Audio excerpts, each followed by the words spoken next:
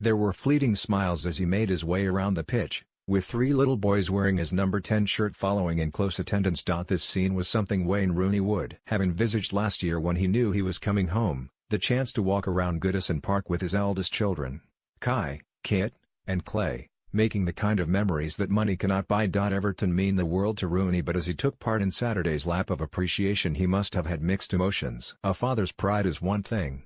A professional footballer's frustration is entirely different. Rooney, when he returned from Manchester United, would have anticipated the final home match of the season as a festival. When his signing was confirmed in July, and we heard how he had slept in Everton pajamas, his boyhood club were being routinely championed. Their business had been brisk, but Rooney's transfer stood out. He was not coming back for money.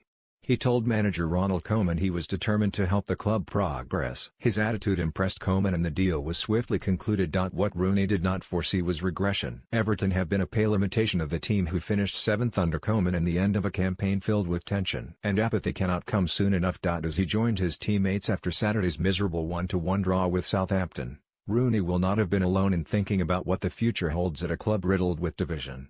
Will Sam Allardyce, the current boss, be staying? For all the opprobrium that was heaped on the manager at Goodison at the weekend, major shareholder Farhad Mashri has not decided what he intends to do with Allardyce, who still has 12 months left on his contract. If Allardyce does stay, what does the future hold for Rooney? The 32-year-old, who also has 12 months remaining on his deal, sees himself as being a central midfielder now, someone who can dictate the play.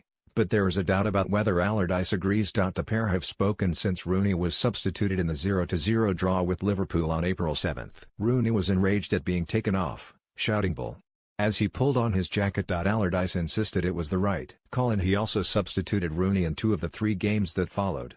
Such treatment suggests Rooney, who sat out the Southampton draw with a calf problem, is horribly out of form. He has not sparkled of late, but the irony of this season is that he remains the man who has provided the best moments. Without Rooney's 10 goals, the last against Swansea on December 18, Everton would be 4 places lower in the table and 7 points worse off. Goodison was never more elated than on the opening day when his header beat Stoke. At Anfield in December, the penalty he slammed into the roof of the net brought an explosion of joy to the away section. Then there was his display against West Ham on November 29, when he scored a hat-trick, rounded off with a stunning shot from inside his own half.